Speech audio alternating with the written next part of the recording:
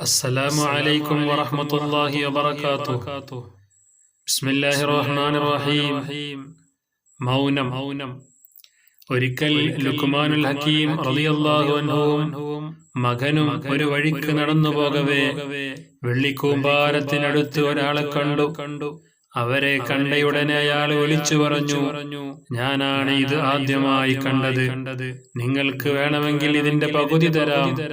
മകൻ സന്തോഷത്തോടെ പിതാവിന്റെ മറുപടിക്ക് കാത്തുന്നു. പക്ഷേ ആ മഹാനൊന്നും പറയാതെ മകനെയും കൂട്ടി നടന്നു.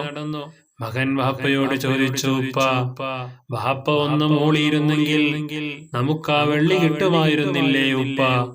അപ്പോൾ പിതാവ് പറഞ്ഞു, മകനെ, സംസാരം വെള്ളിയാണെങ്കിൽ മൗനം സ്വർണമാകുന്ന ചില അവസരങ്ങളുണ്ട്.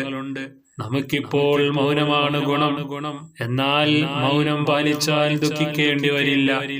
മറിച്ച് സംസാരിച്ചതിന്റെ പേരിൽ പലരും ദുഃഖിക്കേണ്ടി വന്നിട്ടുണ്ട് എന്ന് നീ മനസ്സിലാക്കണം മകനെ. അസ്സലാമു അലൈക്കും വറഹ്മത്തുള്ളാഹി വബറകാതുഹു.